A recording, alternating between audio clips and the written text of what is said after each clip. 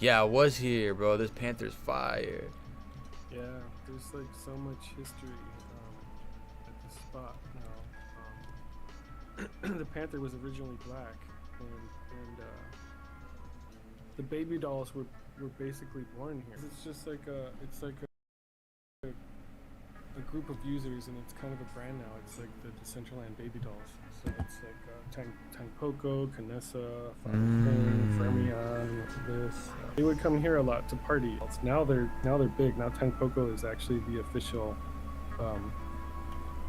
first supermodel of Decentraland for next year's Fashion Week. Wow. I turned the panther pink for them, and it's always stayed that way. So it's a pink panther. That's amazing. Baby dolls. She rings a bell. That's good history right there. Sorry, my dog. I'm playing fetch with my dog too. No, you're good. You're good. Otherwise, he'll start barking. Yeah. Unbeknownst to me, I apparently created the first hot tub in Decentraland. No way. FA hot tub. I didn't know that until much later. Ooh, I gotta go slow for the cinematic right now. I'll go to the dance floor. I'm gonna shift walk. This is so sick, yo. Wow. I was just like, I honestly was like, so when I'm building this stuff, I was like, I don't care if anybody ever shows up, if anybody comes here, I'm gonna make what I want to make. And I even had like that epiphany, like I always wanted a DeLorean, And I was like, you know what? I'm gonna put a DeLorean on my build, and that's why there's a DeLorean downstairs. Bam. and on one of my real life art shows, I actually had the Back to the Future DeLorean on location for patrons to come chill in and take pictures and video and stuff. Because I live in California, so you can rent almost anything you can imagine out here. So I was able to rent Back to the Future DeLorean and have it at my spot. So it was kind of like connecting my real life to this virtual world by putting the DeLorean in the build too. Yeah. And so this is the dance floor. I added these stairs to the roof and popped in my hot tub. Hey. So the top was VIP. I remember when I came here originally, everybody was at the top, and I was like, I want to go up there. Yeah. So I like to make things like fun and accessible for everybody. So the VIP originally it was like, I'm gonna make this VIP and you need to buy a wearable to get up there, and I was like, who the hell's gonna want to go up there, Yeah. when there's nothing really up there? Because originally there was nothing up there. There was no pictures, there was no bed, it was just a platform. And I was like, well, I want to learn how to make a VIP teleport, and if people buy it, then they can get up there easily. But alternatively, I have I'm gonna turn off the lights now so you can see the parkour. Fire. So is it update live? Oh wow.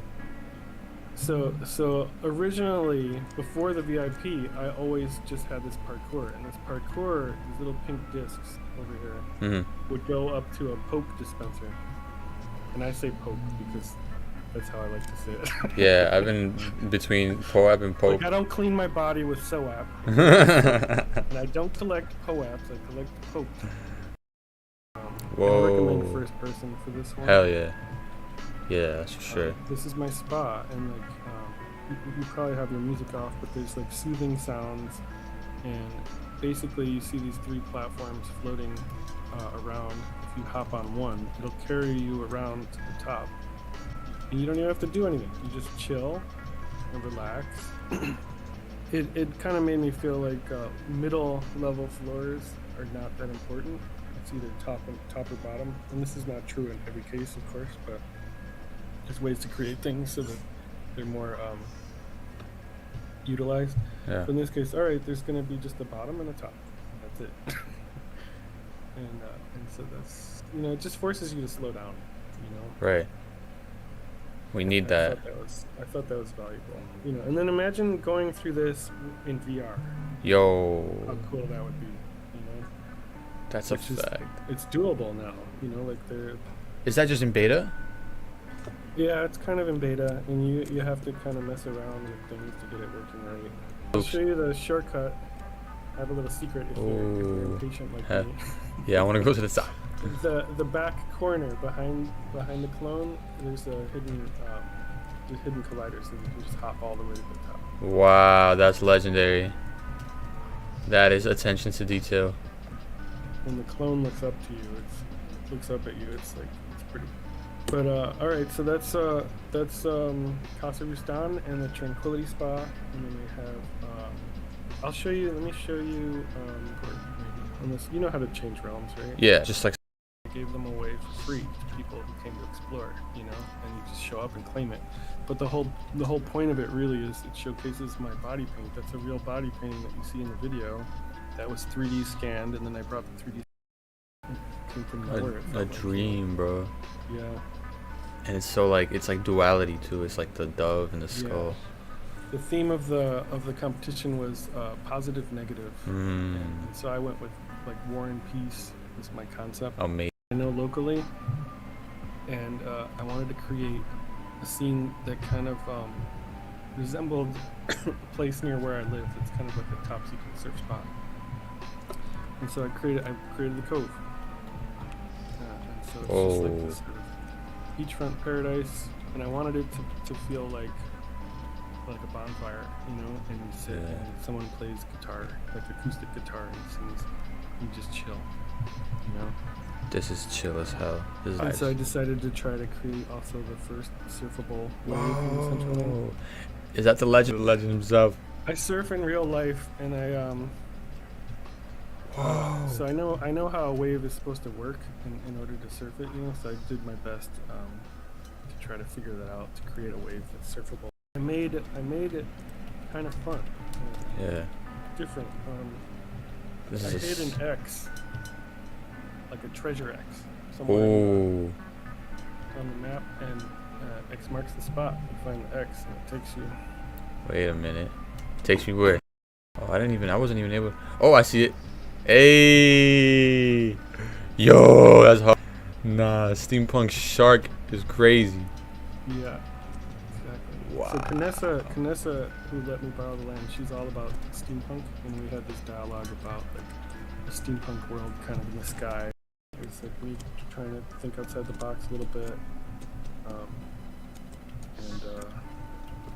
Yeah, you don't really see much of this like sick chill spots that just like are aesthetically pleasing, and they have like little secrets and little like vantage points. But you could go in the tail of the show about bringing that in here. These are for Sandbox, the mouse car. Wow. And the Snoop Dogg cars, Snoop Dogg Sandbox. You're bridging the shit already.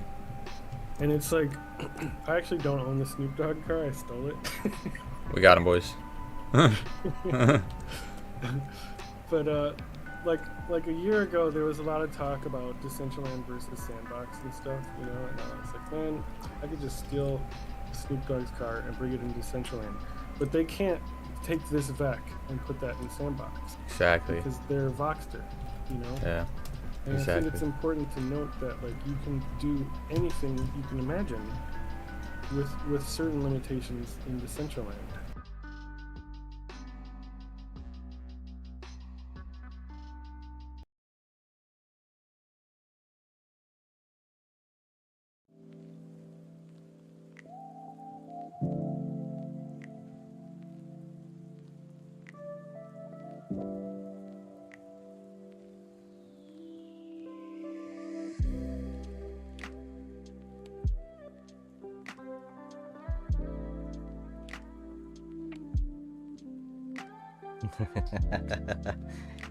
Rustan, I heard that. I don't wash my body with soap. I wash my body with SOAP. We need to quote that, NFT it, sell it on chain, off chain, make digital items. We got to do it all with that shit. Welcome to DollHouse, everyone. Thank you for being here tonight. I see that there were some newcomers here tonight. Our new friend Joe and Corey, welcome. My name is Sinful, and I am your host for Beyond the NFT. Tonight's guest is a Decentraland content creator. He is focused on showcasing all the best things Decentraland has to offer. Everyone, let's please give a warm Decentraland welcome to Armin. How are you, Armin? Yo, what's up, Decentraland? I'm chilling, bro. I'm chilling. How are you? We chillin', you know. Uh, just another beautiful Monday on Decentraland. It seems like Mondays are one of the busiest days here.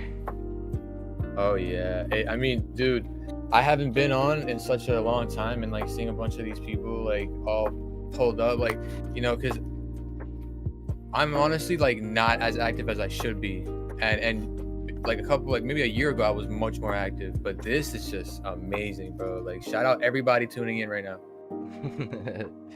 You hear that, everyone on Twitch and YouTube? Big shout outs to you guys. So I guess it's a good time to just get right into it. First question yeah. I have to ask you, I mean, it's the general question. This is our first time meeting, and I have to say it is an honor to kind of be able to introduce you to our beautiful community here. How long have you been on Decentraland? Yeah, so I think a total of 2 years now.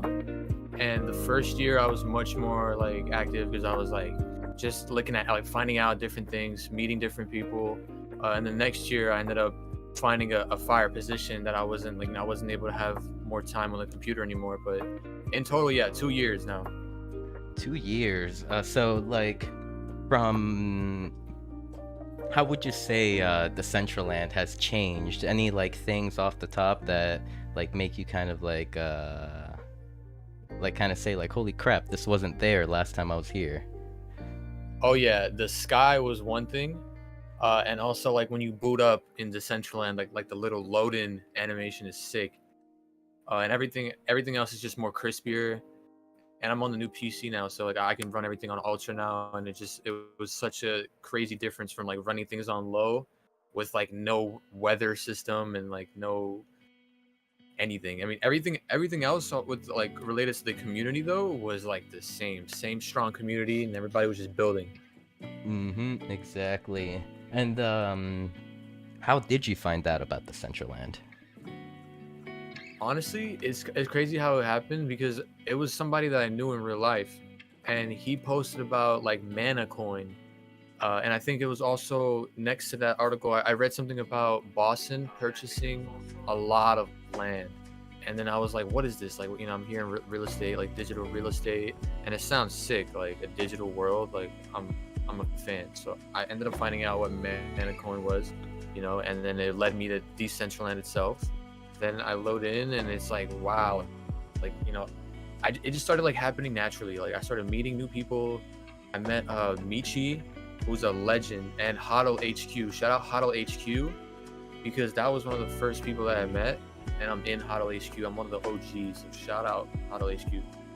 Oh, okay. Oh, and now I might be starting to put two and two together. Yeah, perhaps maybe I have seen you in the Hodl HQ Discord before. I mean, the Hodl HQ was also like one of the first communities that I've kind of like stumbled across when I came into Decentraland myself. Yeah, bro, they've been killing it, and I've been slacking. They've been killing it. I've been well, I mean, to each, like, we all have our own journey, and like, in all honesty, we all have our own clock. It's we can't just be comparing ourselves, like, it's like, oh, someone's doing so much at the moment, but I'm not doing anything, because like, it can easily change where like that person takes a rest, and then you're going at it hard. So you're right. You're totally right. Oh yeah, and if anything, it's inspiration too. It's like back and forth inspiration. So like when one person stops and is chilling, they just get the inspiration from their peers. Exactly. And so like, let's look back into your early days on Decentraland. What were some of your favorite things to do early on?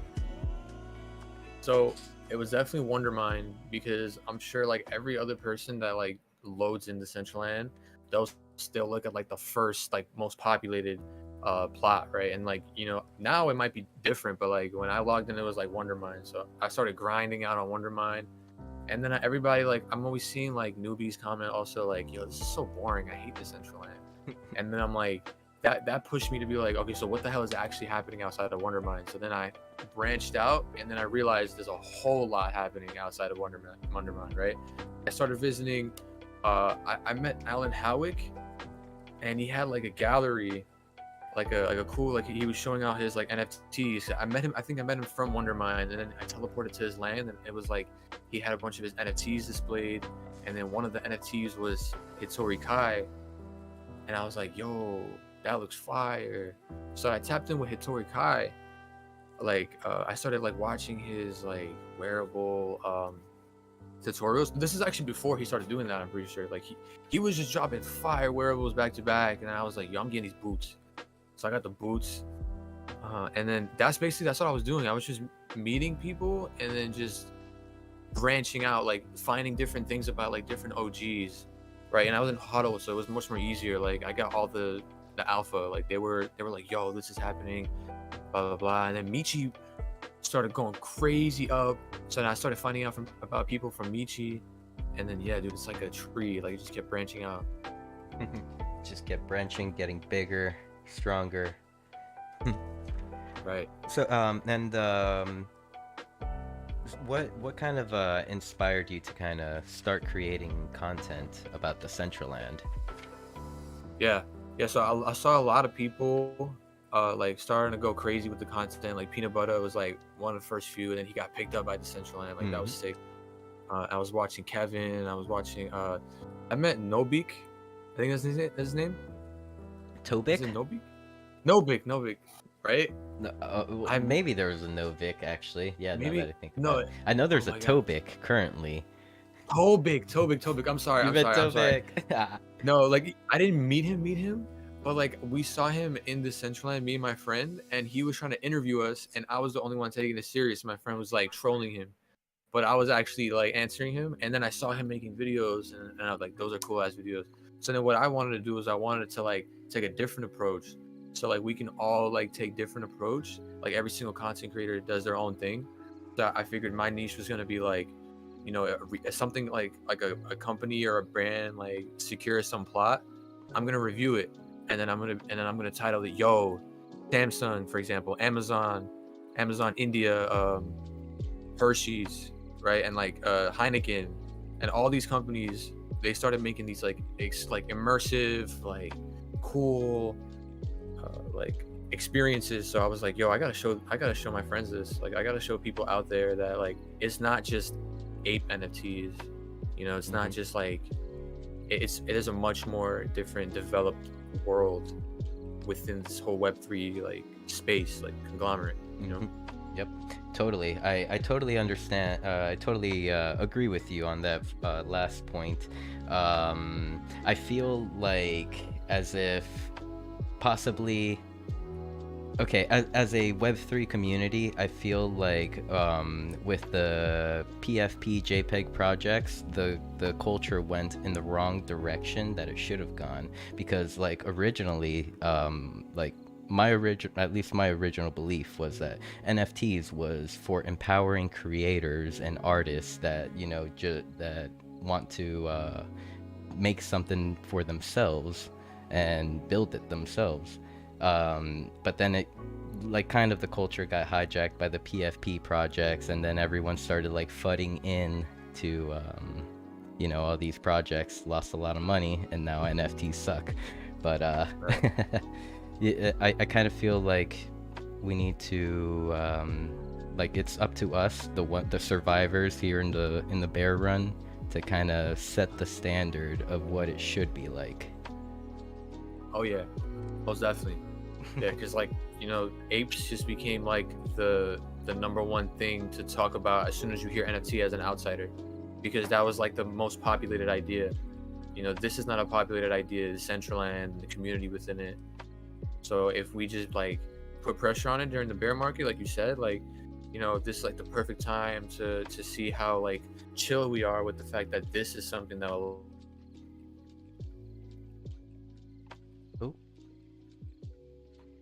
Did I rug, Armin? Oh, I think it cut out a little bit. What'd Yep, you say? yep. It did cut out a little bit. I think it cut out. It said this is the opportunity for, like, speaking of the survivors, this is our opportunity to. Oh, yeah, right. Yeah, this is our opportunity to just set the stage. Like, we're chill with Decentraland because we know that we know. Like, this is a much more like complex idea than a simple JPEG, like a simple NFT token. Like, it's not. It's way more complex. And like the fudders, like they wouldn't even be able to code this thing if their life depended on it.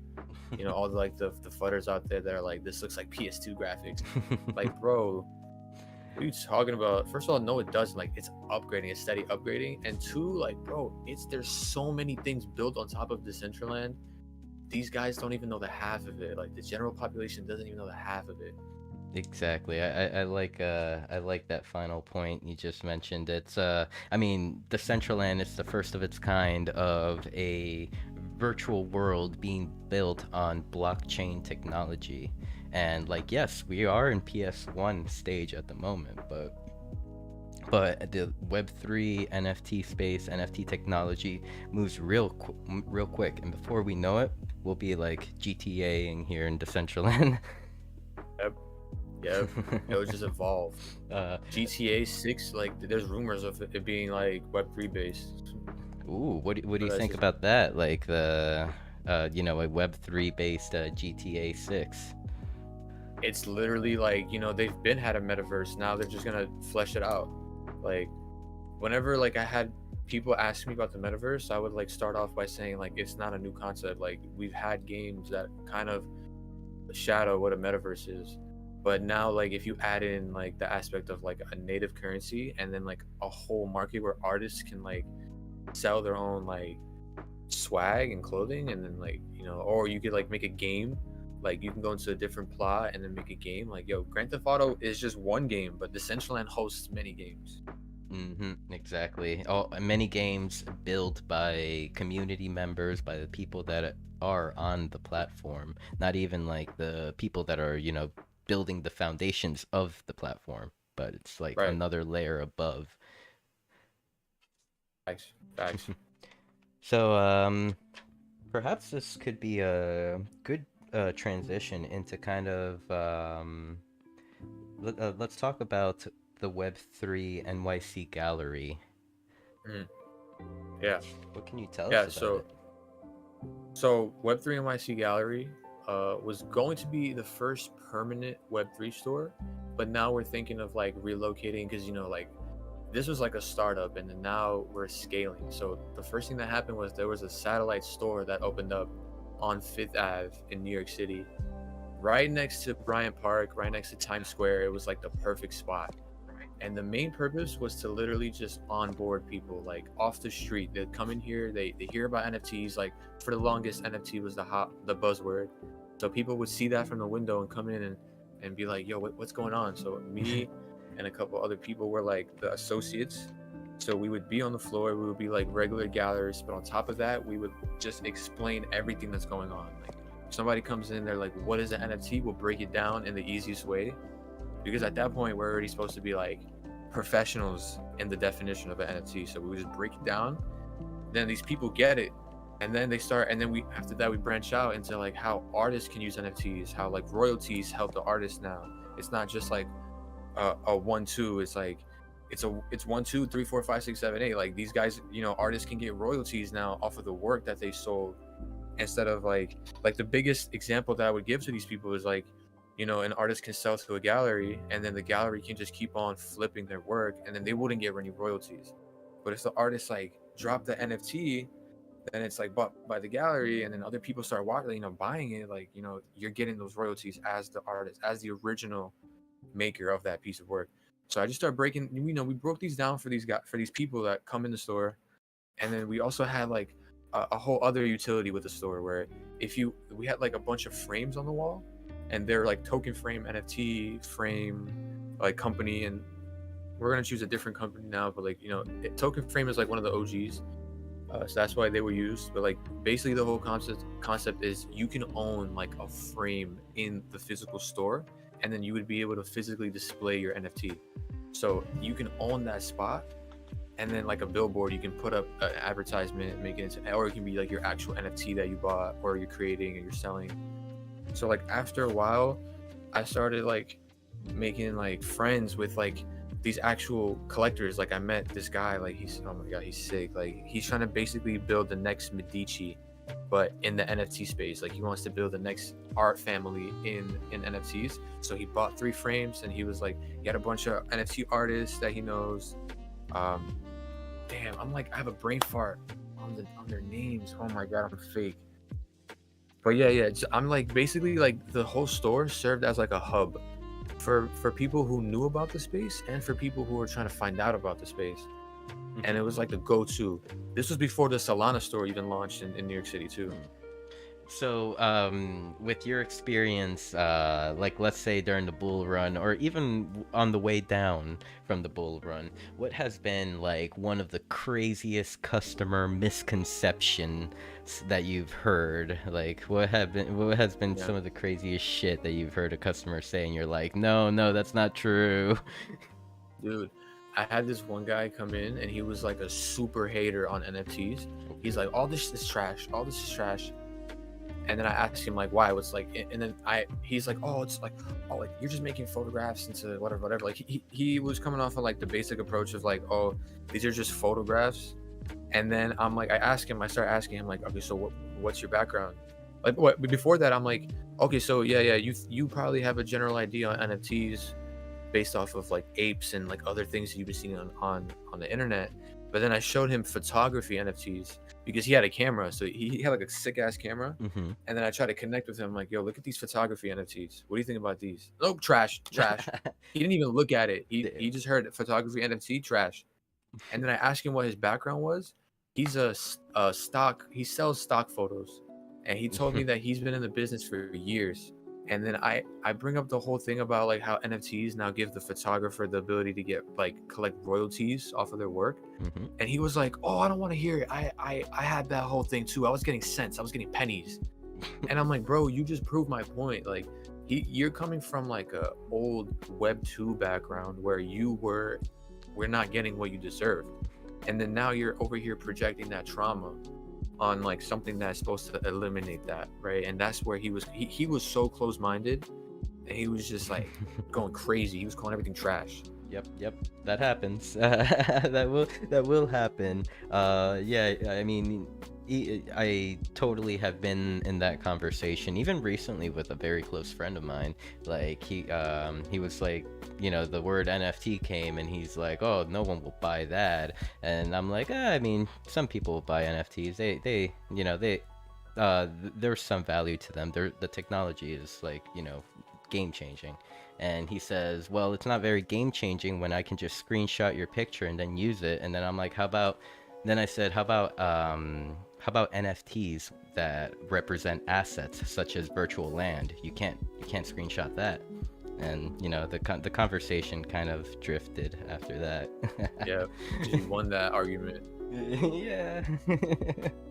Because I mean, yeah, you can't screenshot it, but like what I would say when someone says that is like, all right, so sell that screenshot. I dare you. Like I want you to take this screenshot and deploy a scene on that parcel on Decentraland. Right. Put that screenshot into augmented reality. Exactly. You know? Yeah. That's why I loved having that position, because I had a couple of those people come, and then I would just break down that argument and just show like, you know, that's not true. And then the second most like crazy thing they would say would be like maybe the fraud thing, or like how, you know, like, you know, fraudsters are using crypto. And then I would just be like, you know, fraudsters use every piece of technology that comes out. Like anything that comes out, bro, that's fraud. That's like, there's a whole backdoor for that. Yep. How do you think cybersecurity started for the Web 2? Because with Web 2, when the Web 1, Web 2, when the internet was, you know, being created, there was scammers everywhere you look. Like, Right. those were like the Wild West days of the internet, and now we're in the Wild West days of like Web 3. Exactly. Exactly. You're right. You know, there have to be mistakes. You have to make mistakes to know what to do right. Exactly. And so, like back to the gallery. On the flip side, what have been, or who have been some of the kind of like the most amazing people that have come into the gallery and kind of like blown your mind and even like taught you something about NFTs and the space? That's a good question because there's a lot of people, and I know my mind hasn't retained all of that information, but I had a bunch of like people who knew like the technology. Like at that point when I was working, like I knew like the ground level to everything, but then up to the point of like smart contract technology and like how blocks operate, like you know the intricacies. I wasn't that well versed in as I am a little bit now, but like they were telling me like the most, like I had people coming in from different projects. This one guy told me about Cosmos. How it's like how it operates as like a layer 0 blockchain, and then you could like make your own layer 1, and they just have so many airdrops. And then I'm like hearing all this stuff, I'm like what? And then this one other guy came. I'm trying to remember like something crazy. Like there have been people from all over the world will pop by because it's Fifth Avenue. So like tourists will just randomly come in, and it could be like the most rich like person in Bolivia to pull up, and they're like interested in everything. But like something crazy. Damn, I have to really think. It's some rich dude from, from out of country just pulls up and is like, okay, I see all these NFTs, I want them. Yeah, that could have happened, and that's what everything was really going towards until like there was a situation that happened where we had to relocate. But like, dude, I was looking at all these frames that were up, and I'm like, yo, if I was a whale, I would get all of these like frames right now, and then I would just broker them. So like, if somebody, I would like market them and be like, yo, if you want to promote something on a Fifth Avenue location, like hit me up. We can set up a rental agreement. I'll put up your thing on this frame for a couple of days, and that's what these guys were doing, like the frame collectors. And then there was a project called Dogs of Elon, and they bought like 10 frames. Like they were sick. I met with some of the people there. It's like a dog derivative altcoin. But the main thing that I really wanted out of the gallery was to get like actual like art curators and art collectors, and that's how I met like Robert, like this dude. His name is Sinbad the Sailor. That's just like alias. And he knew a bunch of NFT artists. There's like a really huge one in Tezos, but he's also in ETH. I forgot his name, but like there's another one that like is going crazy with the ETH NFTs right now. But he basically knew real life artists, NFT artists, like digital, like 3D design, like they were going crazy. And so he was just curating all of that. He wanted to build, or he still wants to build, like a huge collectors group. And I'm in the collectors group right now. It's like 20-30 members, but he wants to build like a huge mafia. And he has like some secret agenda to like try to get like the Vatican to sponsor it, because like the Vatican just recently said that they have like an NFT gallery. What the fuck? Making. Yeah, dude. Oh, it's like months old. I'm happy that God believes in NFTs, I guess. Right? Remember those NFTs? God hates NFTs. Oh my god, like, those are hilarious because you're just like, no, why would you do this? Right. Well, it turns out that was actually like a whole setup, Really? Like a marketing gig, like through name to try to gain popularity and community? Yeah. Oh. It was by the hundreds, I'm pretty sure. Oh, okay. Yeah. That makes sense. A lot more sense than the name. Right. We're talking about like the actual event, right? Or the NFT collection? The NFT collection. Oh, that is just like a random. Nah, that was a random NFT collection, bro. That thing was like, I think somebody told me that dude was like a developer from a different project, and he just wanted to make a collection real quick. just make a collection real quick. So, during events, big conferences like NFT NYC, did you notice a huge influx at the gallery? Yeah, that's when the gallery opened. It was Okay. like the first week of NFT NYC, and that was like the main motive to like just open it up on that week, and then just get all these people coming in to put them on. And like, there was a couple people that came in, and like I talked to this guy who was like a professor, and he bought like 2 frames, and like he was one of like the few people who like taught me some shit too. Like he's on the list because I can't really answer that question that you asked about like the craziest thing that I learned because Mhm. there's so many things that have just like merged in together. I have to like really pick my brain. I totally get it. I mean, I recently I live in Florida, so NFT Miami happened recently, and I went over there, and I feel that 100% because even like to this day, when someone asks me like, what was the craziest thing that happened in those 3 days, and I'm just sitting here like, holy shit, so much crazy shit happened, Yeah. like so much shit that just like broke me, and I was like, wow.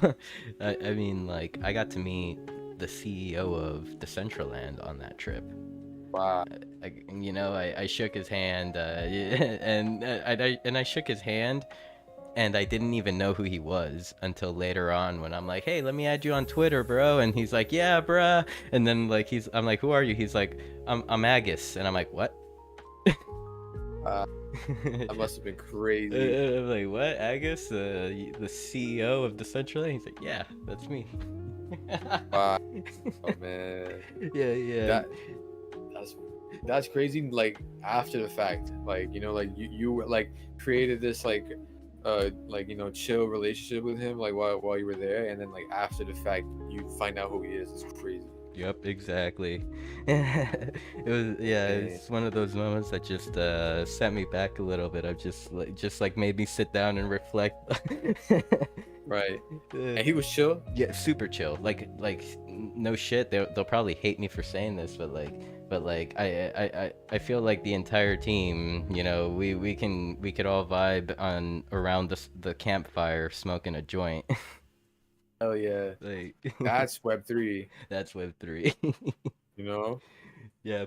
Well, I mean, we were talking when we first started the call about like how different Web3 is from, the Web2 normalities. Like we were saying, like we start when we want, like we do what we want. We handle our business how we want to. No judgment. No judgment. No, for real. That's how a Web3 workspace needs to operate. Everybody should be a pothead. No, I'm playing. So, one last There's gotta be a. question. Oh, sorry about that. Go ahead. No, go ahead. Go ahead. One last question about the Web3 NYC gallery is, what are some notable artists that you have on display or that you have had on display on Yeah. at the gallery? So there's a wonderful NFT artist named Abraham Yayo. I'm pretty sure that's his last name. Might be killing it, but he's basically like he refurbished like old Renaissance art into like 3D sculptures. Like he just took the Renaissance and like Web3 did. Like it's like amazing. Like the painting of like God touching Adam, like the Mm-hmm. with the hand. Yep. He like yeah, he made it like a 3D model, and it was like in this crazy atmosphere where it was like like a blue ocean, and there was like stars, and it was sick. Like he's fire. And he did also like a bunch of like he remodeled a bunch of like architecture, like Roman architecture. That's one. And also my boy Giorgio, he's a landscape photographer, and he went to like the Grand Canyon. He took some photos, and he also has some photos he's gonna mint soon from his. Did we lose you?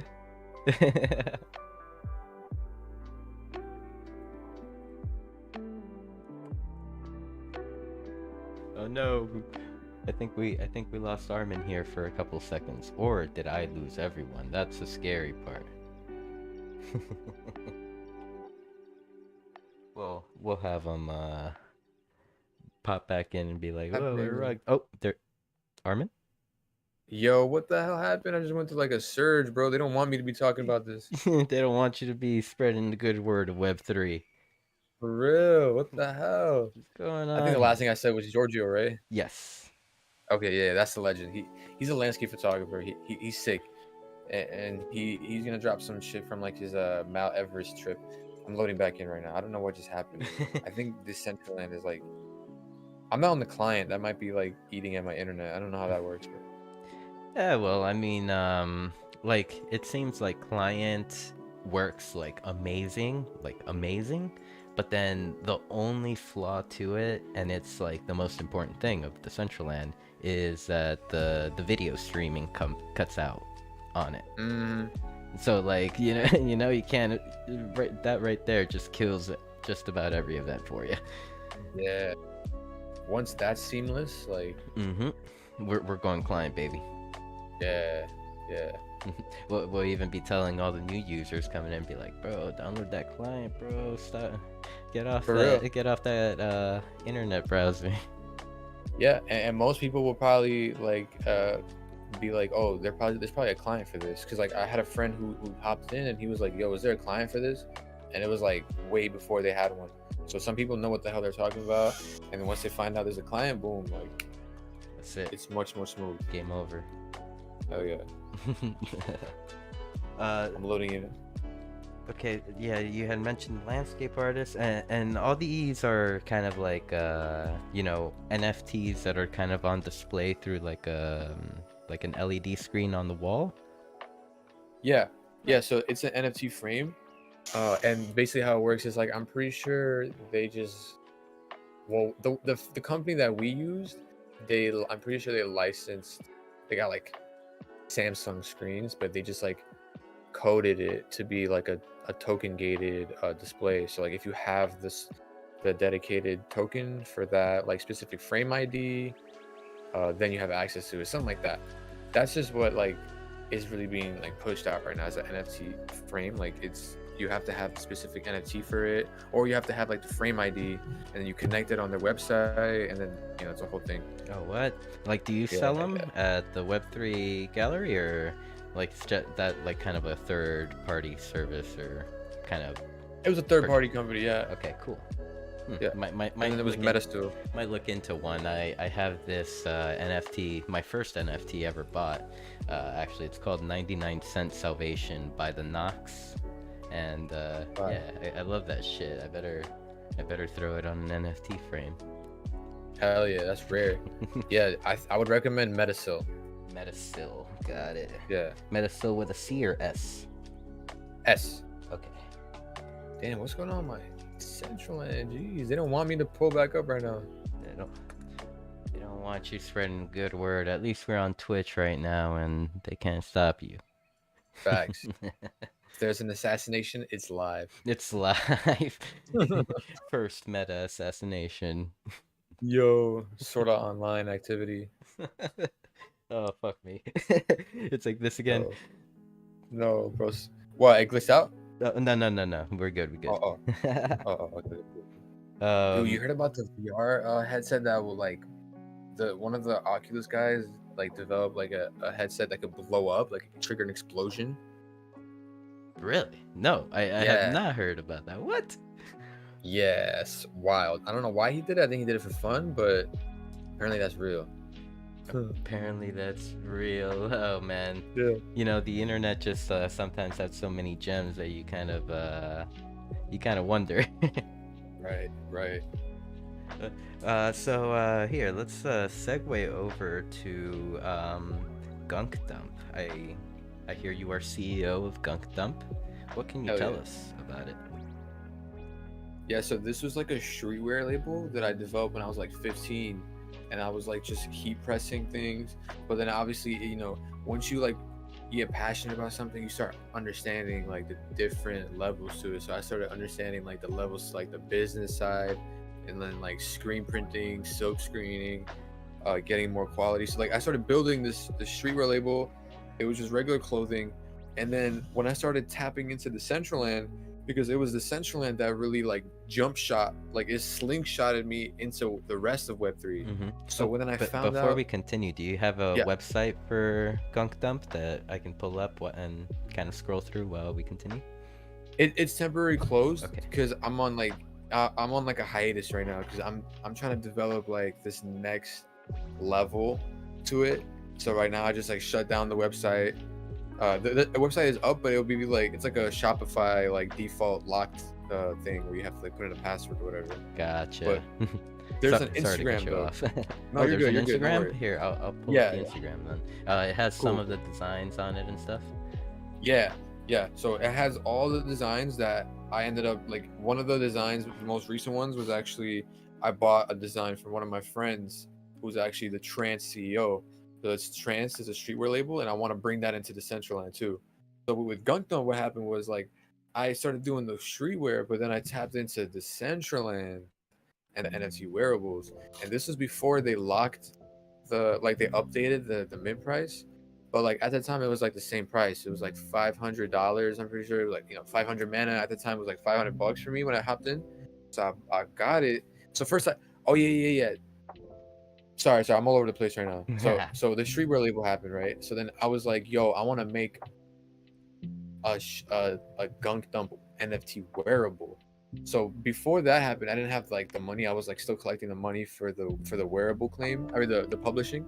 So then I just made like simple like OpenSea like half mints. I made like one of them is like the dead astronaut card, and then what I ended up doing with the Decentraland was I made the dead astronaut's helmet, and then eventually I want to kind of I just remembered I kind of want to drop the rest of his outfit.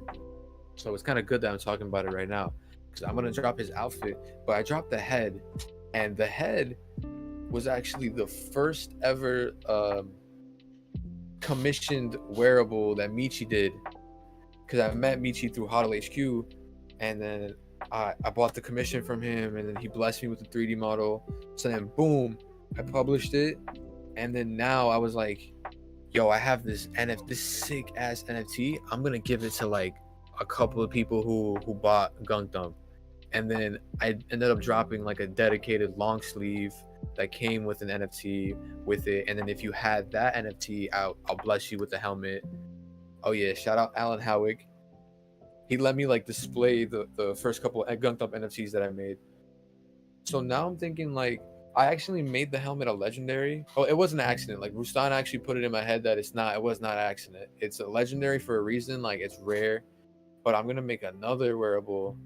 I think Michi already gave me the 3D file for the long sleeve that I dropped, so I'm probably gonna just like drop the long sleeve in a different colorway, and then it'll come with the wearable NFT.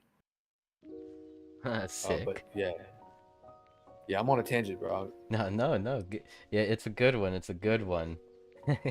And Hell yeah. the NFT for the helmet, is it this one right here? It's kind of like a Yep, yeah. That's the flaming helmet, and then basically like it's like a this I actually sampled this design.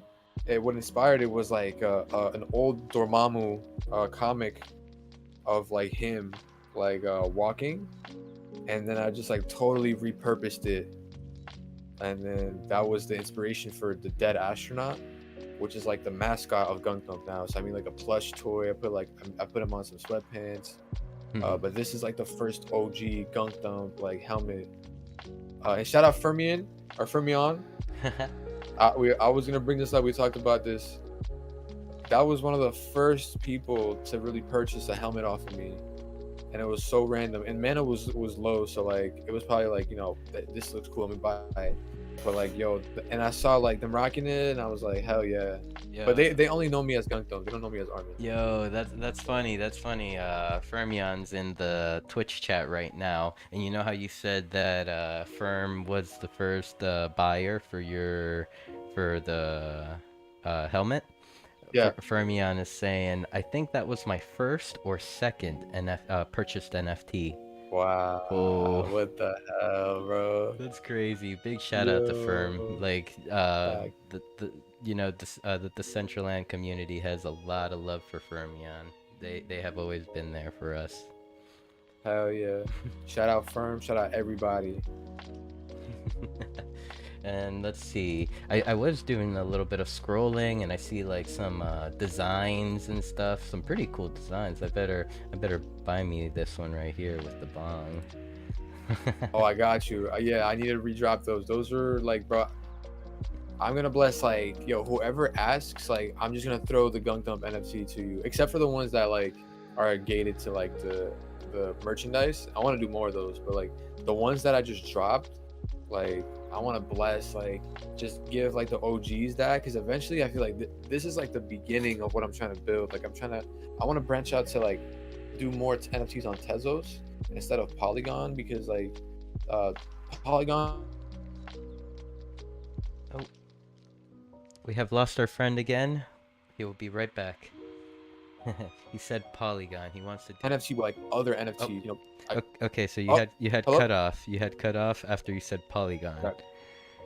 Oh, okay, yeah. So Polygon is sick because obviously it's the layer 2 for Ethereum, and all the NFT wearable market is like on Polygon, but I don't see much of like the art, like artists coming up on Polygon, and that could be proved wrong in a year or so.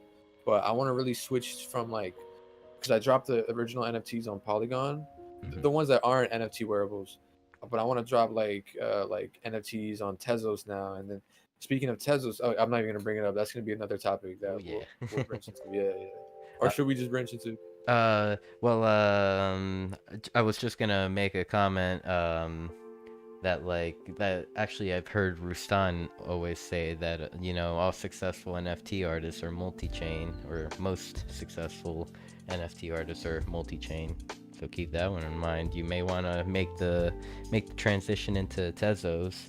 And yeah, let's make our transition. You had mentioned earlier about the a Tezos and DCL bridge. What is that all about? Very, very new information to me. Yeah. So shout out Altcoin Radio. They blessed me with like a day to just like showcase, like just have like an NFT gallery exhibit of like me and my two other friends who had Tezos NFTs, like art on Tezos. So we were like the first people, and feel free to prove me wrong, but only after this event there was like another Tezos event that happened. But we were like the first. That was like the first metaphysical bridge of Tezos hopping into the Central Land, because we had like this cool exhibit in Altcoin Radio. Michi did like a 3D model of like a long sleeve, a Gunk Dump long sleeve, and then it was like a huge mascot in the room that was like in the corner. Yo, shout out to Torque Cam, shout out Torque Cam.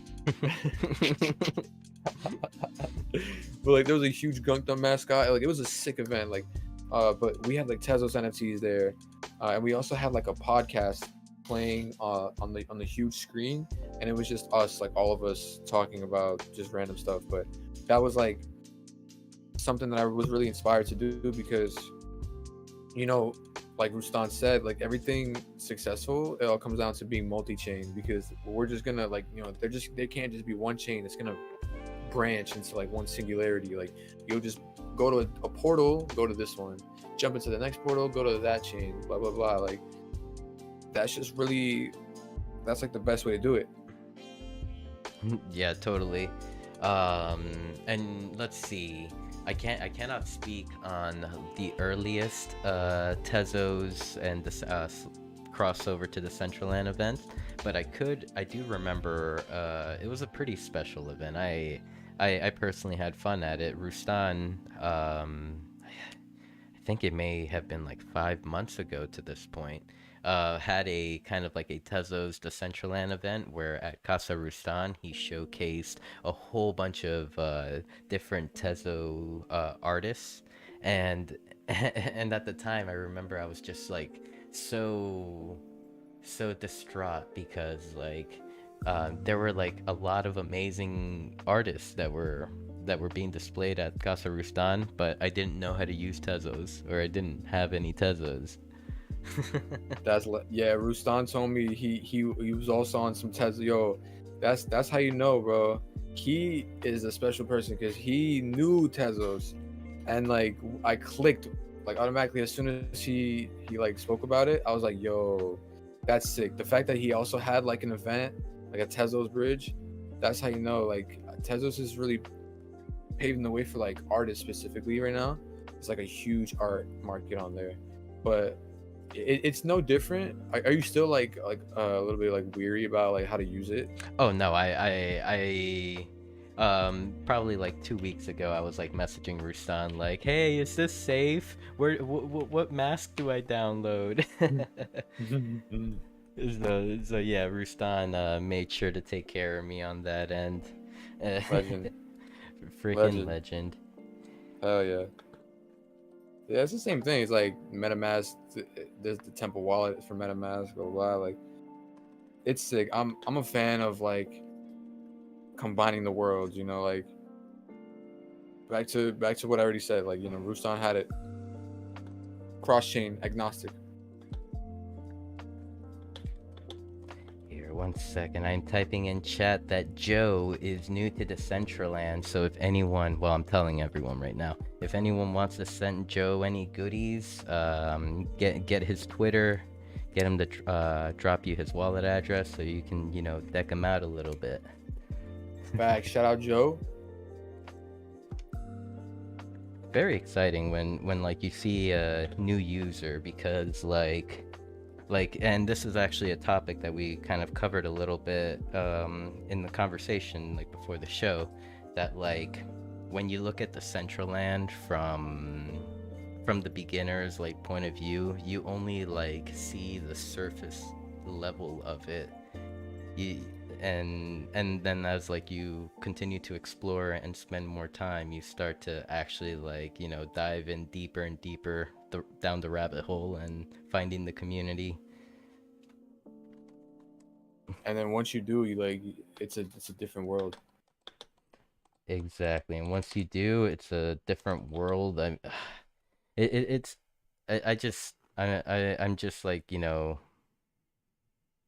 I just feel very honored to be like in the position that I am like to this day. Like looking back a year ago, let's say New Year's 2022 to New Year's 2023, I mean so much has changed in a good way. Like community was not on the Decentraland like when like 20 for the 2022 New Year. There were different communities on the Decentraland, but like people, but like a Decentraland community was not like there. They were all, it Yeah. was like everyone against themselves type of thing. Yeah. And now it's more like everybody's coming together. Exactly. I remember the New Year's event for 2022 was sick. I made a video and I was like totally stone drunk, like just playing Decentraland. Yeah. Allcoin Radio went hard for New Year's 2022. He had him and UMAC were running that NPAC New Year's Eve event that went like 24 hours or some shit. Shit, I remember that. Or maybe 12 hours. All I know is that they were like exhausted by the end of it. That's dedication. Yep. And in all honesty, I wish you could have been there for this year's. Allcoin Radio and UMAC partnered back up, and on the Impact Land, they they threw another banger for this year. This time it wasn't so long. It was like a 4-hour long event, but we had a lot of fun at it. And yeah, I missed this one's completely. And next year I will not, because I know next year is gonna be another bang. Exactly. I mean, as long as we're here, continue creating, and here for the right reasons, for the main part, like markets will not affect our decisions here. Nope. Literally, that's the one good. That's like the main thing about Decentraland is like the price of mana will not affect it. Like yeah, like it'll be great to have that, like the community fund to just be like higher than relative to the price, but like it's still gonna, this community's still gonna be here. Like the price can be like a cent, the price can be below a cent. Like it's gonna be the same people that are kicking it, dropping wearables that are relative to the price. The market's gonna be active. New people are gonna understand the whole thing and dive more deeper into the different worlds that we have. Like, you know, more of this, what we're doing right now, on like an even bigger scale too. Like, who knows? Like, we're going from like 1 year. Like 1 year, a lot of things could happen for Decentraland, especially. Like, oh yeah, Fermion got the helmet on. Like, yo, gang. 1 year is a long time for the NFT space. Oh yeah, totally. I mean, we like to joke around that like, you know, one week in the metaverse is like a month. Oh yeah. 1 year is like 10 years. Yeah, that's a fact. That every time I hear that, it's insanely relatable because you can learn like 500 things in a day within the space. Like, so much is happening right now. So much, like, and like we were talking about it earlier, how like it's gonna come from like beneath, like in all these industries. Like Web3 is just gonna like literally just dive straight from underneath the gaming industry. Now there's like, you know about Odyssey? Odyssey. We're not talking about a game here, are we? No, Okay. Yeah, that was Vegas. That was big as hell. Like it's like the YouTube of Web3. Oh, I have not heard about Odyssey. It's sick, dude. Like you can link your YouTube to it, and then every time you upload on YouTube, it drops there. But it's basically watch to earn. So it's already leaning towards that. Like you're watching YouTubers, they get this native crypto, you get this native crypto, and then it's like you're mining by watching. I did not know that it would like that's very surprising to me, the part that you said that you can link your YouTube to it and kind of post videos like from your YouTube into Odyssey, because like usually like, you know, the Web 2 platforms are all like Web 3 no. Yeah. So I don't even think it's like a confirmed collab. I think Odyssey just like, I don't even think YouTube's aware of Odyssey, or maybe I'm wrong. well, let's keep it that way. Let's not tell the feds here now. They probably just heard us. Right. Shit. We got him. No, damn. I'm the Fed. I'm the Fed. I've been the Fed. Well, can you tell them to like hurry on the Ripple trial? I would like to see Moon here real soon. Facts. You think they're gonna lose? They're gonna lose. Man, I think there must be a reason why they've been holding it off for so long. Cause like, you know, every time like there's like rumors that they're gonna come to like a deal or whatever, a decision, like, you know, it gets pushed back. So it has to be like something where like, you know, the big brother is like, nah, we're not operating within my terms, so I'm busting out section B, letter page 290 of the of the courtroom rules, where that states that we should not continue because I don't want to. For real. We'll check back later. U.S. government out. Uncle Sam. Damn. Nah, that's facts. They're trying to figure out any other way they could. Mm-hmm.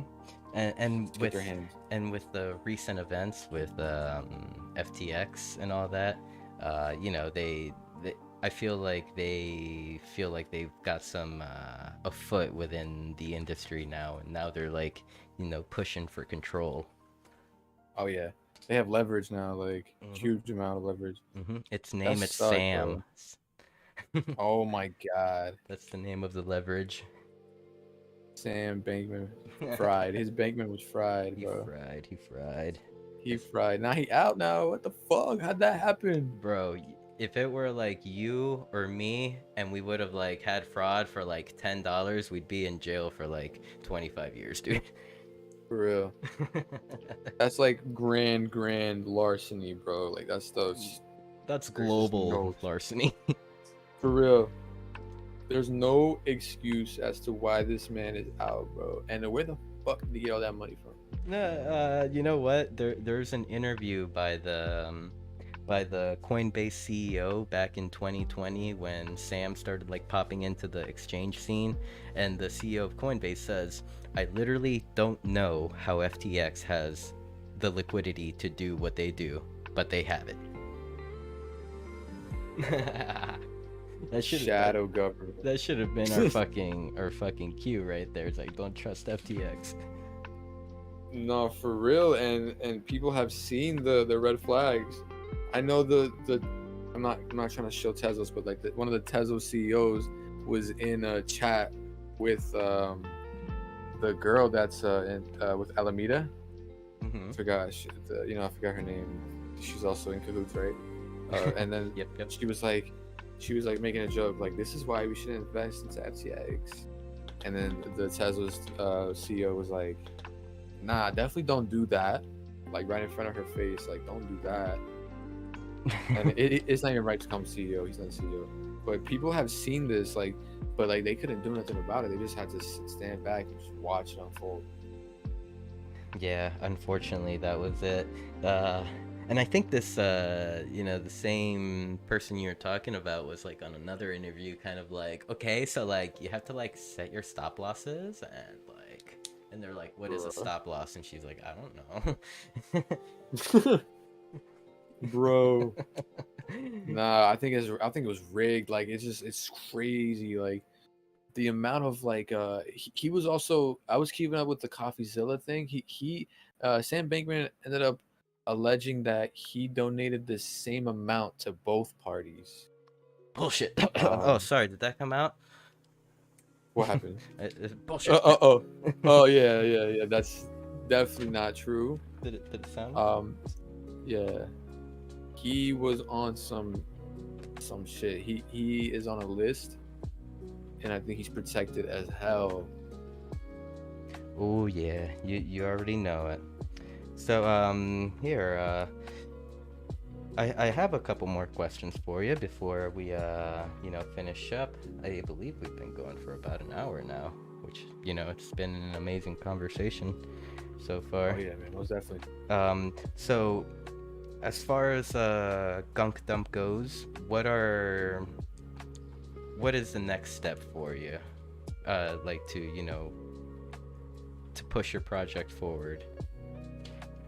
Yeah, it's a good question. And the next step would just be to really flesh out some more wearables too, and like token gating the NFTs, the products, because now Shopify has a new feature where you can token gate.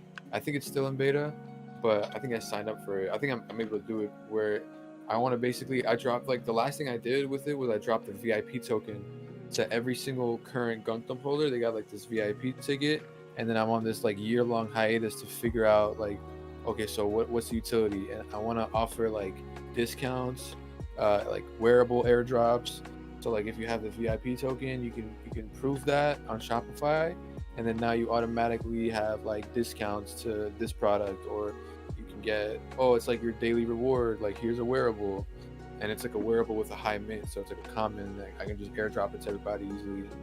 But I want to like continue building Gunk Dump in Decentraland and get the rest of the astronaut wearables out, and then after that, like just every single product that I drop that's physical, I want to have a counterpart to it in the digital. And that's what most of these companies are realizing is just going to be the next step, like either digitally, like strictly virtual, or also augmented, like reality, like you can literally put it on your feet, like these shoes that you get, you can just put them on your feet, take a picture with it, and augmented reality. And only if you have that NFT you can do it. But I want to just continue doing that, because that's where a bunch of these streetwear brands are going towards. Like the hundreds is paving that way. They had a Decentraland drop here, which is sick. I need to get some of these pieces. But yeah.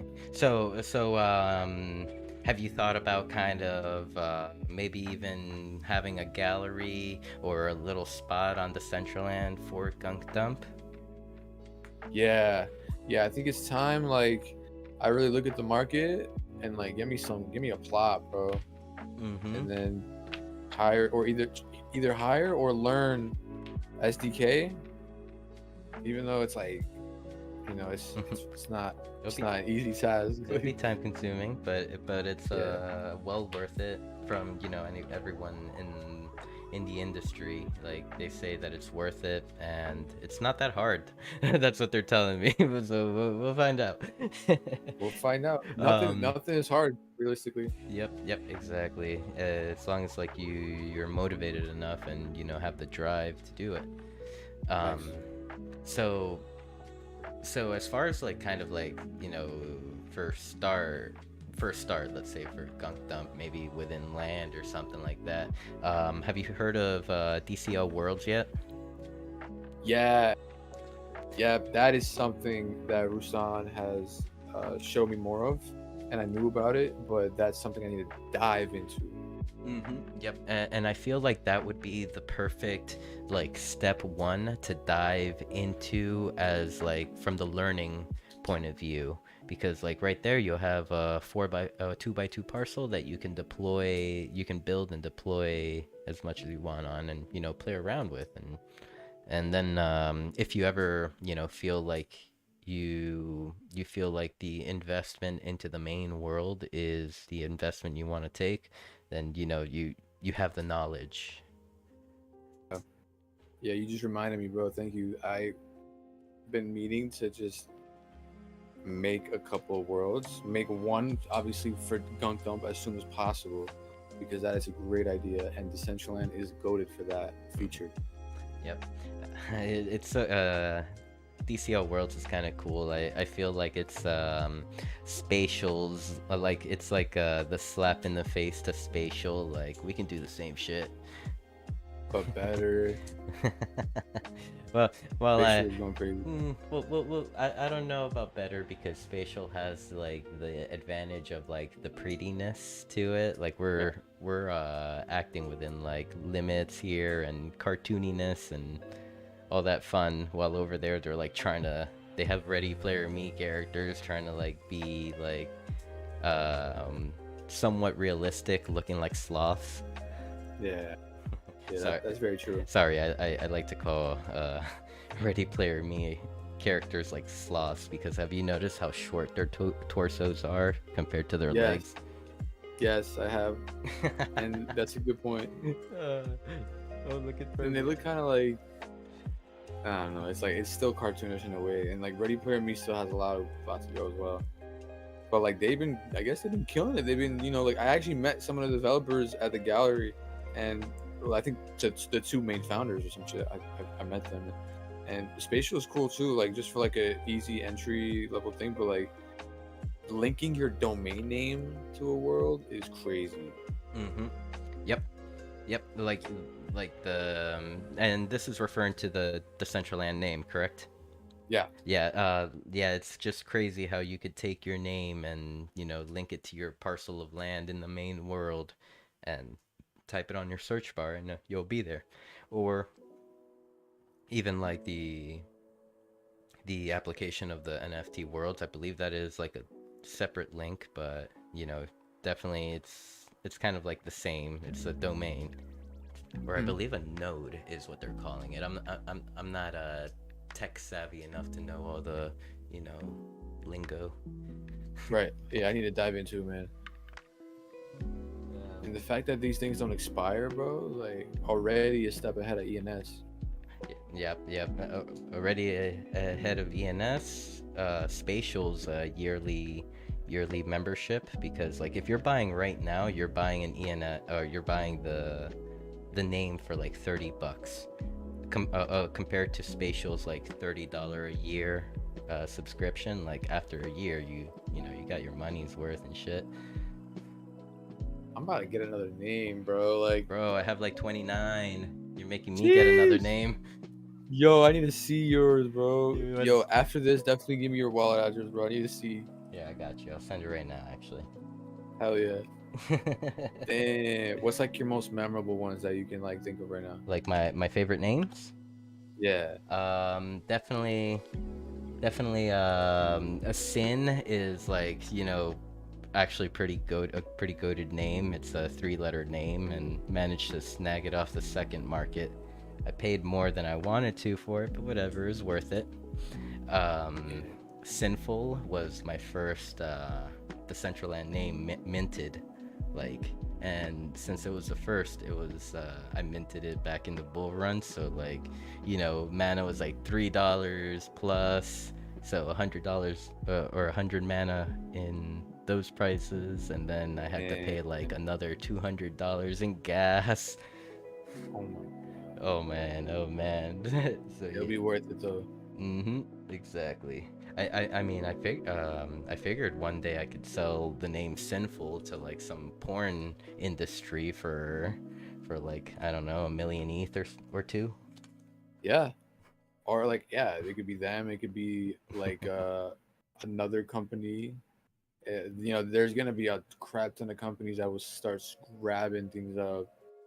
Exactly. They'll want to secure the rated X market. Yeah. And with Or the like, NFT or with the worlds, you know, you can make your own little, like, you know, your secret world full of whatever fetish you want. dude, that once the fucking porn industry gets into Centraland, it's over. It's Oh, over. God. We're gonna have cam girls everywhere. Yo, I'll even be a cam girl. fuck it, bro. The money's there. No, have you heard of like the metaverse cam girl thing? But like it's like you can be a dude, but your avatar is not, and people make money off of it. Like they make money off of like metaverse stripping or some shit. Taking It's a notes. whole world. Some- Yeah, right. I just got a, you know, a camera for Christmas here. I told my parents, thank you, Hey. Mom. You have just enabled me to start my OnlyFans account, but I think I'm gonna go Web3 now. Oh shit, that's pioneering, I'll bro. be pioneering. I'm gonna show my butthole for the Web3s. And it's not even. It doesn't even have to be yours anymore. It could be a completely Oh yeah. like, you know, you can just remodel it every You time. could just model my butthole now. Damn. For real. So now your identity's safe, and then when somebody asks you what your occupation is, you don't gotta say, "I'm a cam girl. I'm a metaverse cam girl." Yeah, I'll say it loud and proud. Back. At the family dinner, At the family dinner. Oh God. and then you're the richest one. It's funny because like this year, not so much. You know how like you remember the joke, the memes that were going around during the holiday season about like you remember how like in holiday season of 2022, everyone that was in crypto wasn't rich as fucking shit, Yeah. telling their family members to buy crypto, and then like this year is like, oh look, it's our crypto billionaire. How are you doing, Come downstairs. Yeah, how are you doing, big investor? Yo, and then it's like them peeking through the attic. Yeah, Bro. dude. That shit is relatable and Well, like in a cringy way now because we're in the bear market. we'll be swinging back up. We'll be swinging back up. I mean, Right. I remember, dude, I remember the 2017 bull run. Like, you know, we reached 18K, and I had a friend ask me, hey, should I buy into Bitcoin? On its way down, it was like hitting like 14K at the moment. And I like just told him, I'm like, right now it's bad times, but like, you know, if you're looking to hold long, go for it. Buys Bitcoin at 14K, and then it drops to like 3. Yeah, you know, he's like messaging me like, yo, I dumped all this money into Bitcoin. I'm like, dude, just hold. And then we didn't talk for like a couple of years there, and then, you know, 2020 2021 hits, and that same Bitcoin that he bought, I hope he didn't liquidate back then, because we didn't talk. That same Bitcoin, you know, hit fucking 68K. He definitely sold. Oh my God, I hope Before he didn't. that. I hope he didn't sell at like 3. Bro, that's the psychology, bro. You just gotta hold. Like, if you enter this market, you gotta be ready for 90% losses on your shit. For real. For real. You gotta be ready for that, and then you gotta be ready to drop more money at that level. Just throw more money into the dumpster fire. Hopefully, he'll put it out. For real. Hopefully this is the last dip. Nah, keep buying the dips. Fuck it, bro. We're here for the long run. So you were right in saying that, like, you know, that was good advice. If you're here for the long run, drop that. If you're not, do what you gotta do, bro. Yep. And I mean, if I'm not mistaken, that friend also, you know, is pretty well off. So like even at the bottom, he could have scooped like 5 more and then been rich in the bull run. Just like no more work. Yeah, you gotta be smart. I'm over here thinking you could be rich off of 5 Bitcoin, 6 Bitcoin. Oh my god. Eventually, bro. Yo, how far do you think this? How far do you think Bitcoin could realistically go, bro? Okay, so I guess you can kind of call me a like party pooper in a way. I feel like the 2020 bull run was a lot of catalysts all hitting at once. Like I feel like that, like, yeah, there was a bull run that was meant to happen around those time, but it got pushed even further because of few catalysts. Like for example, Corona hitting, free money coming, the free money being converted into crypto, one catalyst there. You know, global markets shifting money from other industries into crypto, there's another catalyst there. You know, the monkeys, the blockchains technologies, all that stuff was like coming to light and, you know, getting big. So there were many things that happened at the right time, back to back to back to back, and not to mention Meta. You know, Facebook being like, we're Meta now, and you know, making us pump. So Bro, that pumped mana crazy. dog, yeah. So like even with that, like I'm not even sure like our next bull run will be up to, you know, up to the previous prices.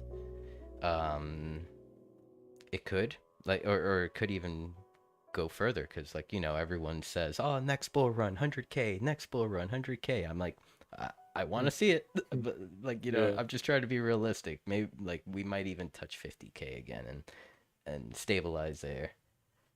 Right. Then that's the floor. Yeah, nah, 100K is crazy. Dude. But like people were saying 50K at one point. That was crazy for that paradigm. Even at that time, Who 50K was crazy. I agree with you. So like, you know, the sky's the limit. I don't know shit. This is just me Word. speaking, saying words. Word, bro. Imagine Satoshi comes out of nowhere and he just pulls the death switch. Oh, dude, Satoshi comes out of nowhere and says, "I'm Satoshi," and fucking bull run activated. Yo, there's so many theories, bro. I love that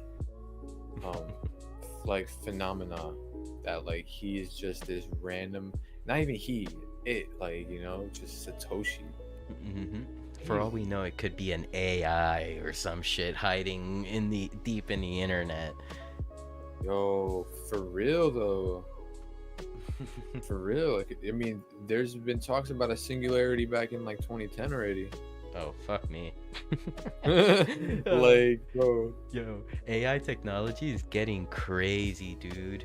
Yeah, dude, that's a fact. Like, you know, a year ago, let's say, like, people were using AI, but they were like not using it, or they weren't talking about it. Now like people are like, oh yeah, check out this AI program. Yeah, there's actually like 5 AI programs that will write you a fucking poem. And then there's 10 AI programs that will draw you a picture. Yep. and they're banning it in schools. Man, that's no fun. They need to implement, like, you know, go with it, not against it. Exactly. Because then you're just holding back from like evolution. Like, it's time to evolve.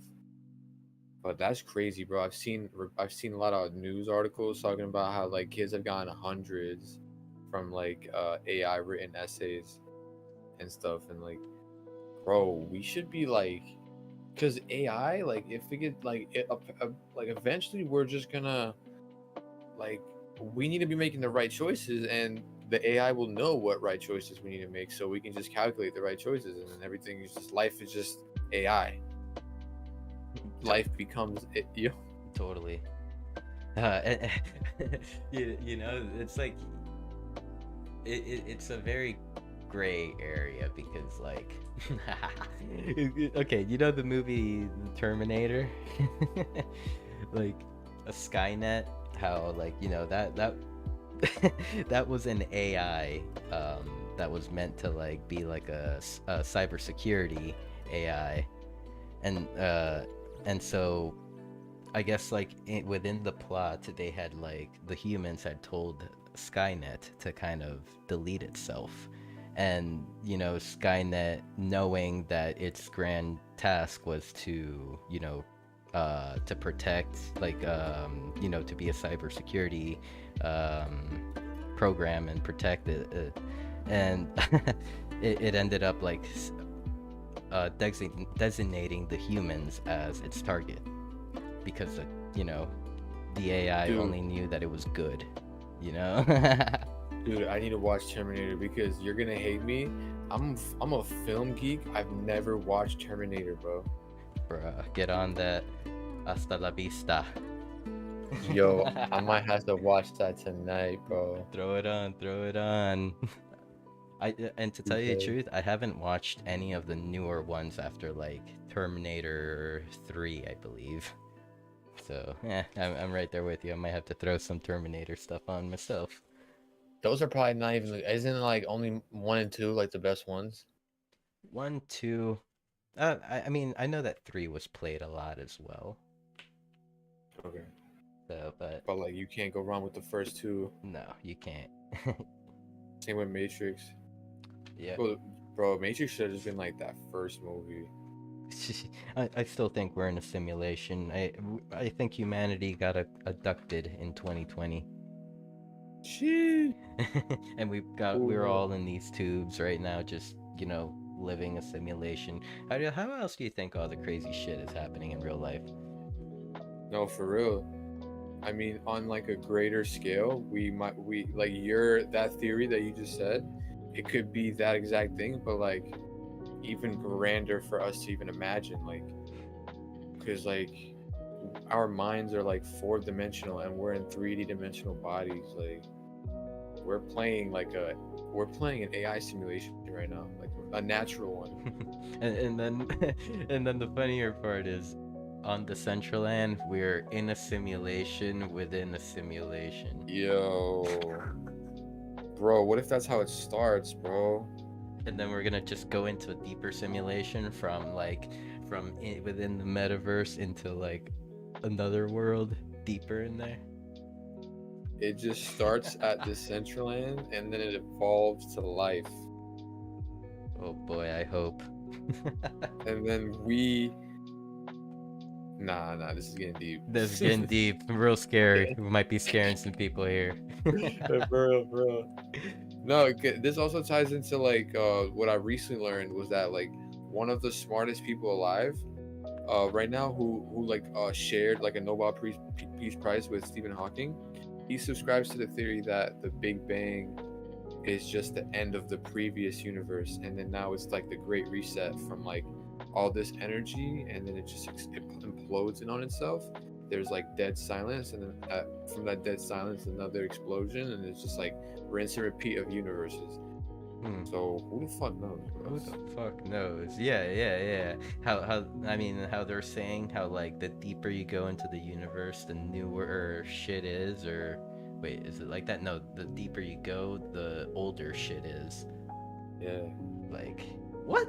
Like I mean, Yeah. that just like goes into the whole like quantum rabbit hole here, and Dude, the quantum rabbit hole is crazy, and when we eventually start having quantum projections instead of AR, instead of virtual reality, we just have quantum projections, bro.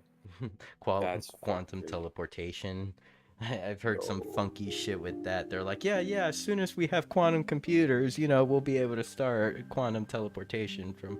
And I'm just like sitting here like, what? What the fuck, It's bro? like, oh yeah, but we need to make sure that every particle gets from one end to another, because if there is an abnormality in between, then you'll just like come out the other side all like. Yeah. Star Trek shit. Yeah, like a fucking blob of like just skin and wanting to die or something. Yikes. So Or like you accidentally clone yourself. you got a fucking foot coming out your forehead. Nah, for real. But there's like a lot of you know about like there's like a military operation dealing with teleportation. I forgot what it's called. But like, bro, there could be another means of teleportating than just like replacing atoms. Like, what if it's like another? I don't even know, bro. This is like a deep rabbit hole. When it goes to quantum physics, it goes deep. Yeah, definitely very deep. Too deep.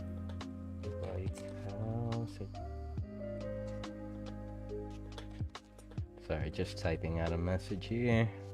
You're Gucci. We went from light Bro, to we went from Decentraland to quantum. bag. And everything in between. We got AI, we got we got crypto markets, fucking board. Yeah, no. We went through it. Are there any more topics you would like to cover tonight?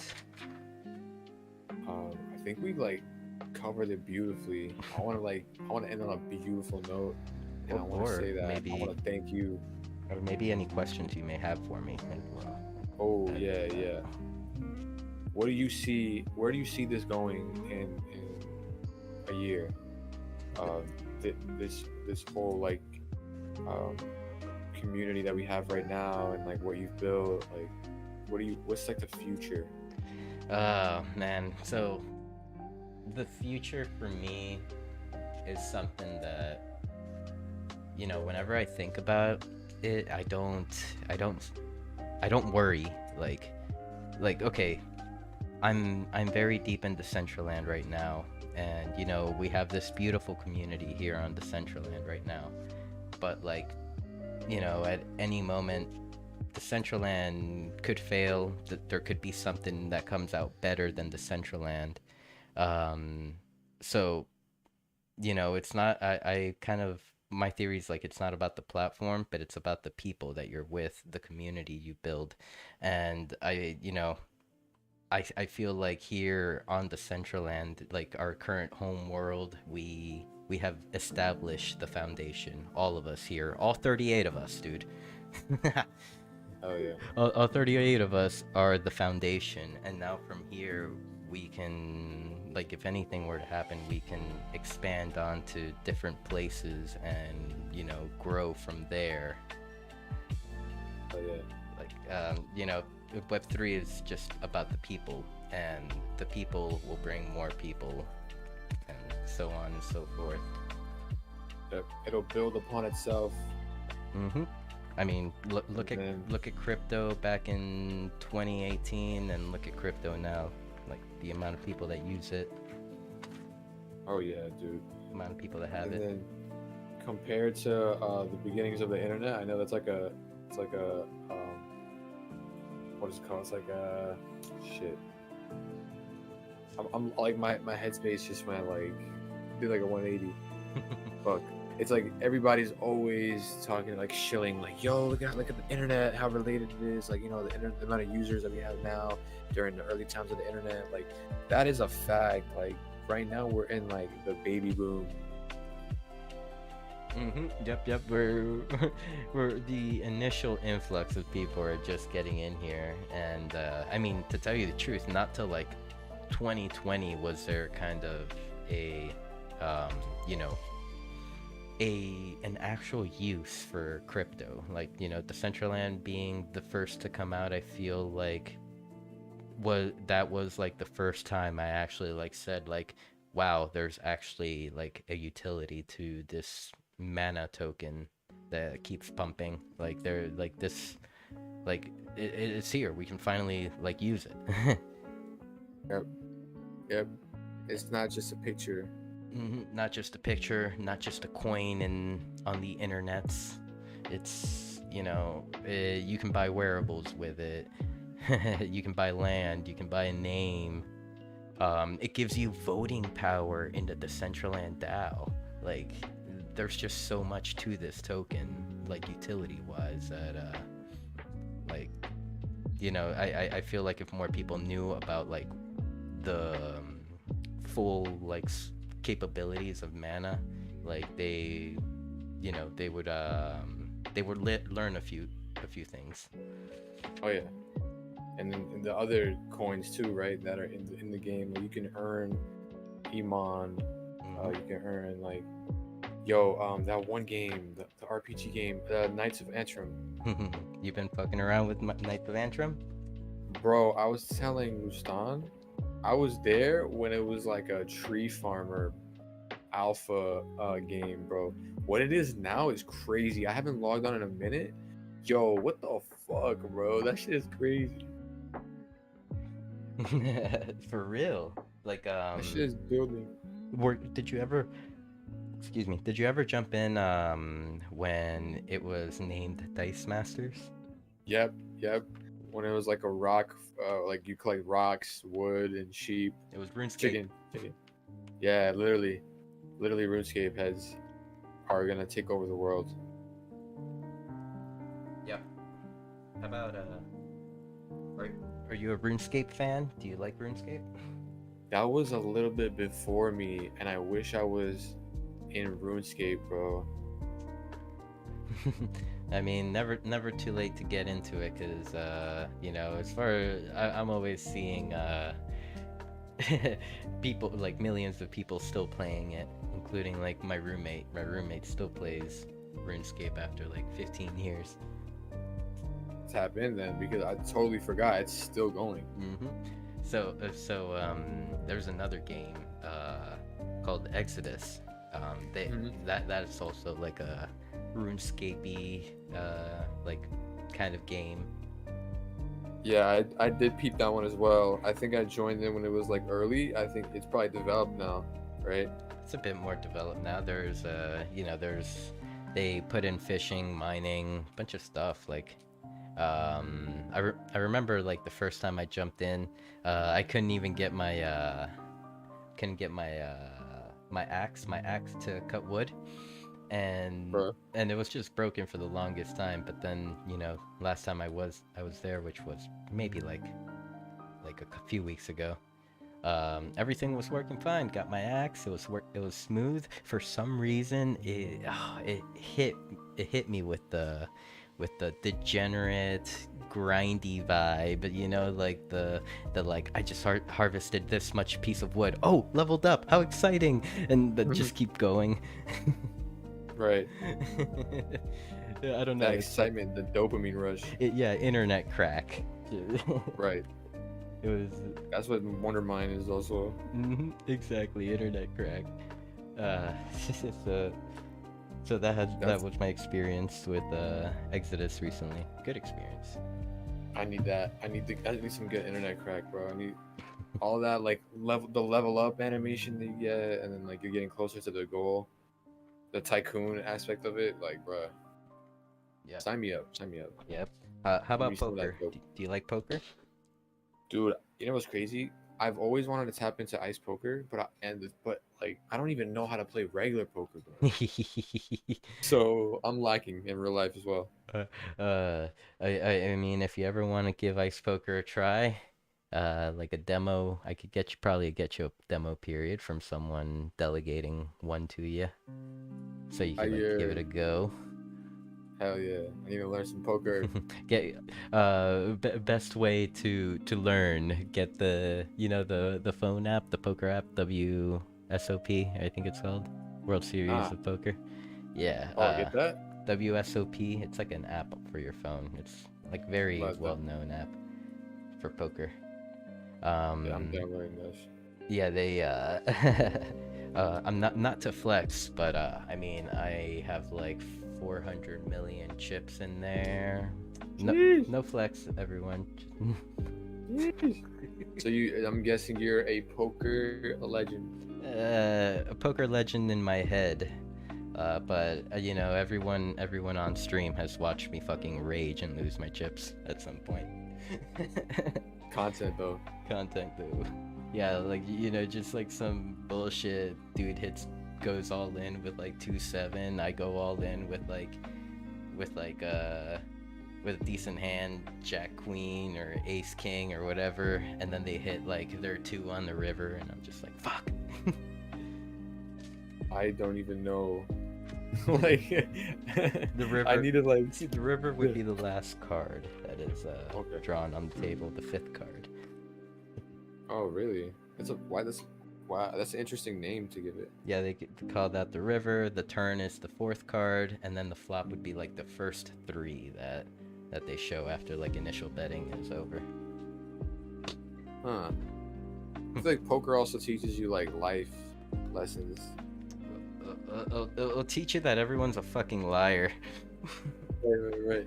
I don't know if that's a life lesson you want to be learning, but I mean, but, kinda. I know I've known some of the realest G's like go downhill when like morally when it comes to poker, including myself. I'll Especially betting. I'll be a piece of shit.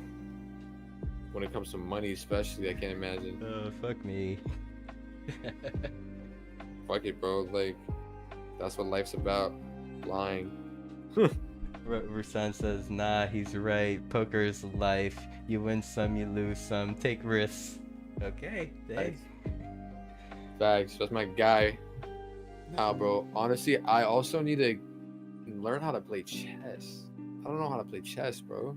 Oh, gotta get on chess. Chess is a very fun game. I get wrecked every time because like my chess experience goes back to like my kid years with my stepdad.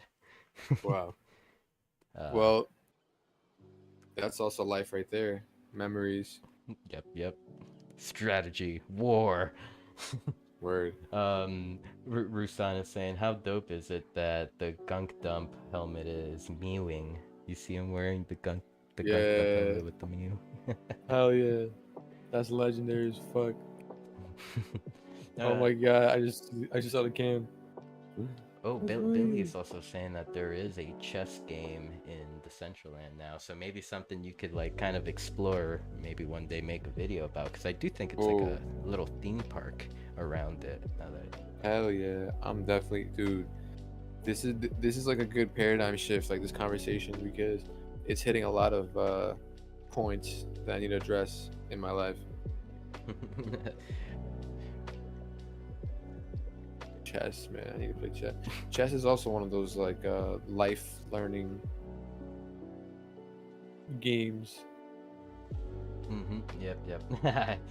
Yeah, I mean, there have been many great people that are just like chess geniuses. I bet Rustan, he's a goat. I bet Rustan is like a chess genius. I don't want to fuck with him. Definitely. He already takes my chips in ice poker. Damn. Yeah, I seen him.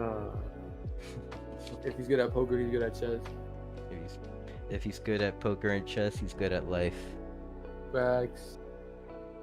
Whoa. That's what I'm lacking. Rustan says that his brother was a national chess champion. What the fuck? Oh shit, yeah. We don't want to mess with Rustan.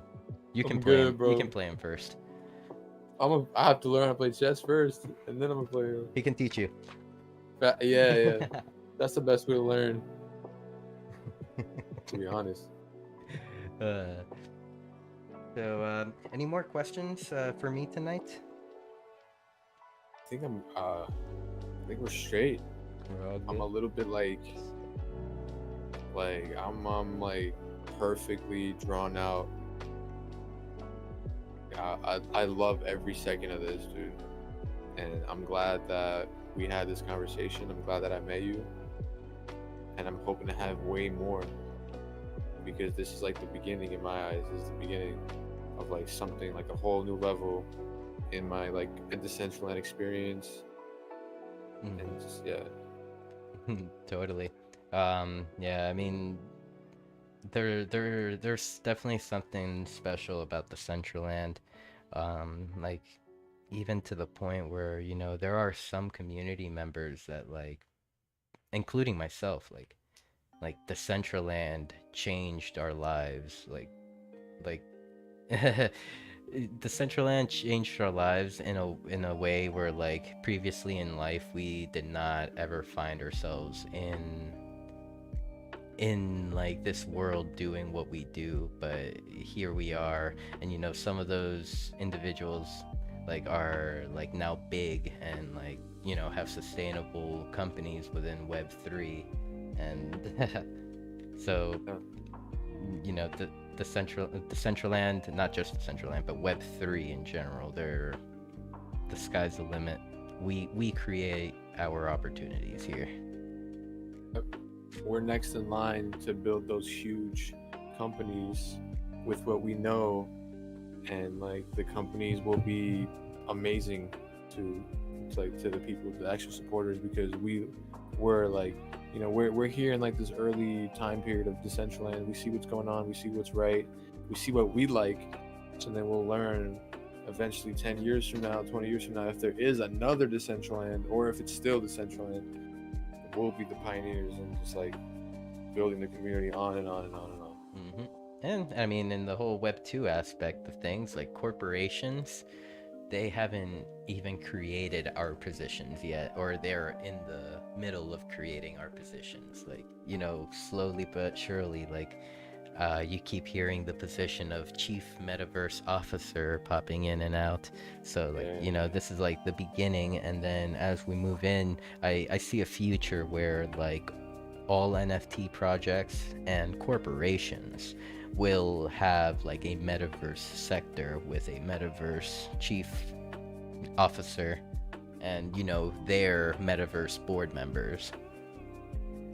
So on, so forth, event organizers, like, yeah, it's gonna be a whole thing. It's gonna be crazy. It's gonna be huge.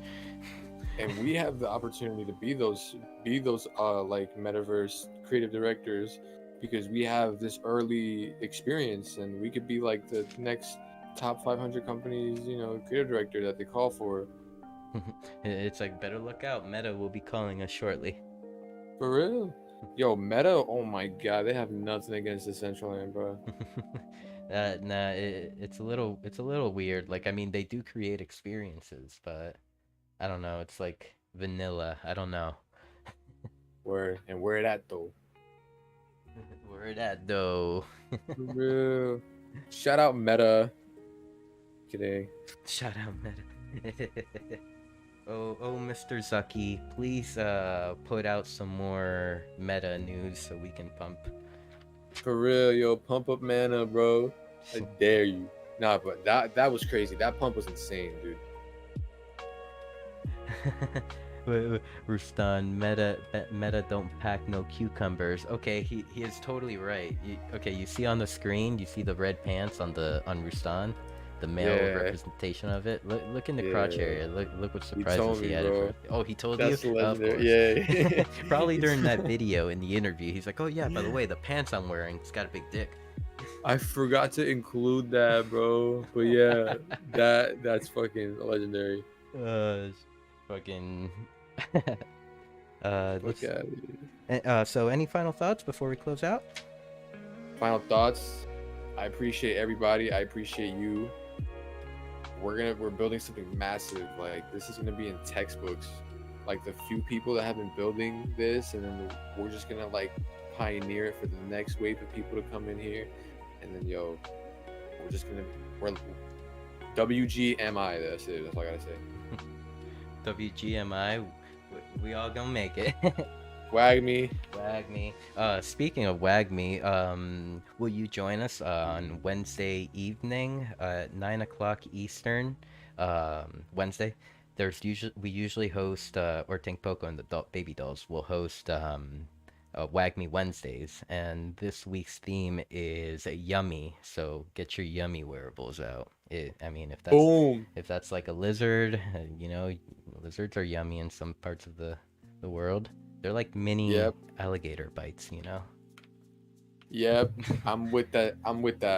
You know what? I'm there. I'm home Wednesday all day. Let's go. So boom. Oh, that was a good segue too. and I mean, also join us for the community building Twitter space.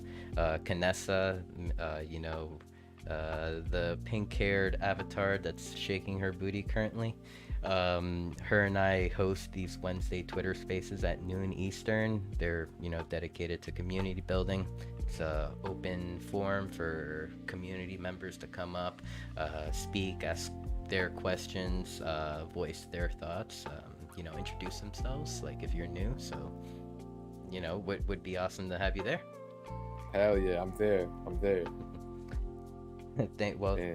Thank you, Armin, for joining us tonight. It's been an amazing conversation, and I mean, Rusan was like totally right. Whenever I had showed him who was coming on tonight, he just said you two are gonna vibe, and we did. We definitely did, bro. Thank you for having me and being a wonderful host, and bro, we're gonna chat more. And I already know, bro, like this is the beginning. This is the beginning of everything. Shout out everybody that's in here once again. Thank you, Armin. And here, just a few final notes before we close out the stream.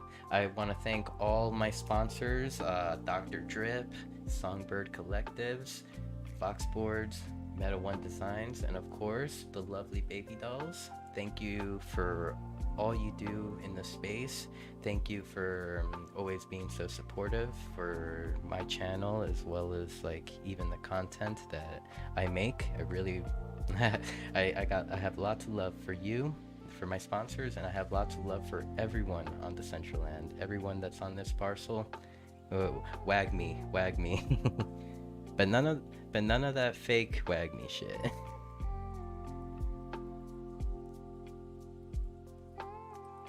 Yes, sir. And I'm gonna raid out on Twitter. On Twitch. I will be raiding out perhaps maybe. Let's see who's on. Maybe one of our DJ friends is on tonight. We can, or if not, I will be providing music for DollHouse tonight. DJ Mew will be performing. Shout out DJ Mew. DJ. All right, well, everyone, please stand by, and we'll have music started shortly.